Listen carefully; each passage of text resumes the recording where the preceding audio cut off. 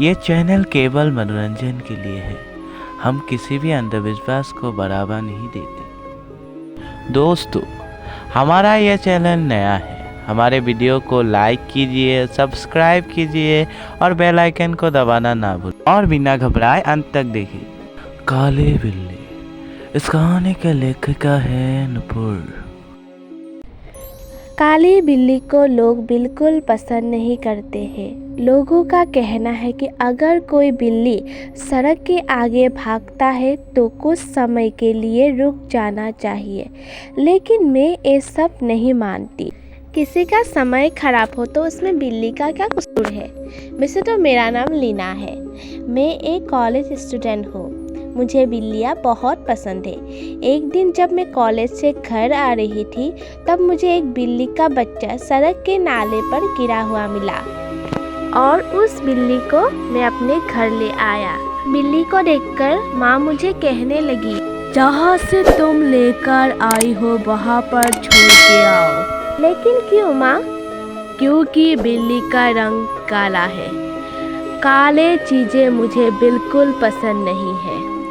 काला रंग कितना बुरा माना जाता है तुम्हें शायद पता नहीं। काले कपड़े पहनकर पूजा में बैठना नहीं चाहिए। शादी में काले रंग का चूड़ियाँ पहनना नहीं चाहिए। नया घर में प्रवेश करने से पहले काले वस्तु का प्रयोग करना नहीं चाहिए।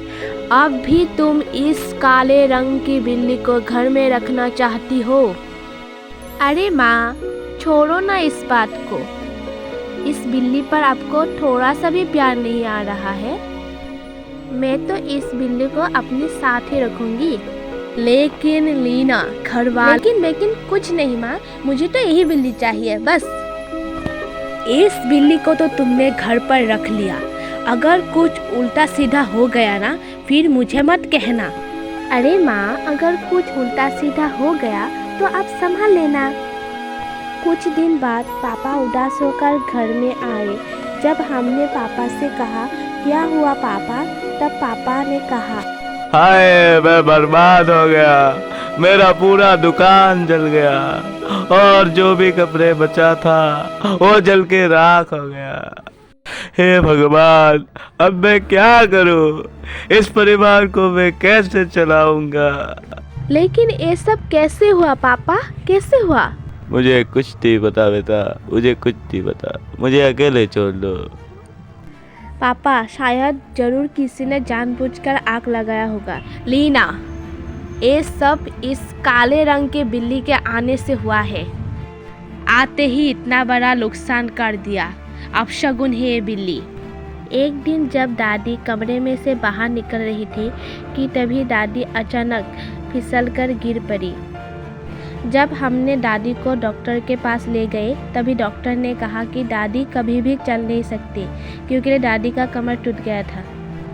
सभी घर वाले मुझे कहने लगे, जब से तुम इस बिल्ली को घर ले आई हो तभी से अपशगुन ही अपशगुन हो रहा है। मैंने कहा, ये सब कही हुई बातें हैं। किसी के आने से कैसे अपशगुन हो सकता है भला? और एक नन्ही सी बिल्ली क्या कर सकती है किसी को? और इस बात को लेकर घर में बहुत बहस हुआ और मैं बिल्ली को लेकर एक कमरे में चला गया। रात में खाने के लिए माँ मुझे बहुत बुलाया, लेकिन मैंने दरवाज़ा नहीं खोला। जब मैं सुबह उठकर कमरे में से बाहर निकला तो मैंने देखा कि बिल्ली के मुंह में खून लगा हुआ था और मैं देखकर चौंक गया कि तभी मुझे घर में किसी की रोने की आवाज़ सुनाई दी। रोने की आवाज़ दादी के कमरे में से आ रहा था और मैंने देखा कि दादी हमें छोड़कर चली गई थी। दादी को बड़ी बेरहमी से किसी ने मारा। गर्दन में दांतों का निशान था। दादी को गुजरे हुए सिर्फ 2 हफ्ते ही हुआ था। ठीक वैसे ही मौत चाचू की भी हुई। चाचू के गर्दन में वैसे ही दांतों का निशान था।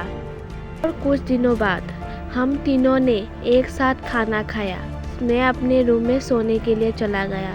मुझे नींद नहीं आ रहा था, पर फिर भी मैं सोने की कोशिश कर रही थी। फिर कुछ समय बाद मैं सो गई। करीब 1:45 बजे अचानक मेरी आँख खुली। मुझे मम्मी पापा का चीख सुनाई दी और मैं दौड़ती हुई मम्मी पापा के रूम में पहुंच गई और मैंने देखा कि मेरी मम्मी पापा ज़मीन पर पड़ा हुआ था। मेरी आंखों के सामने मेरी काली बिल्ली एक डाकिनी में बदल गई। मेरी मम्मी पापा को डाकिनी ने अपने नाखूनों से मार डाला और मैं कुछ भी नहीं कर पाई। उसने मुझे पलट कर देखा। मुझे भी लगा कि वो मुझे मार डालेगी, लेकिन वो मुझे नहीं मारा, बल्कि मेरे सामने आकर बोलने लगी, बेटी, मैं तुम्हारी चाची हूँ। क्या तुम्हें पता है मैंने तुम्हारी मम्मी पापा दादी और चाचू को क्यों मारा? दरअसल हुआ यूँ था कि जब तुम्हारी चाचू ने मुझे शादी कर कर अपने घर ले आया तब बहुत खुश था मैं, और कुछ दिनों बाद मेरे परिवार वाले मुझे ताने मारते रहे। मेरी कदम जब से घर पे पड़ा है अपशगुन ही अपशगुन हो रहा है। मैं जो भी कुछ काम करता उन लोगों को अपशगुन लगता था। एक दिन तो हद हो गई, उन लोगों ने मुझे मार डाला और मेरी लाश को दूर जंगल में फेंक दी ताकि किसी को पता न चले। तुम्हारी और मेरी कोई दुश्मनी नहीं है, इसीलिए मैंने तुम्हें छोड़ दिया।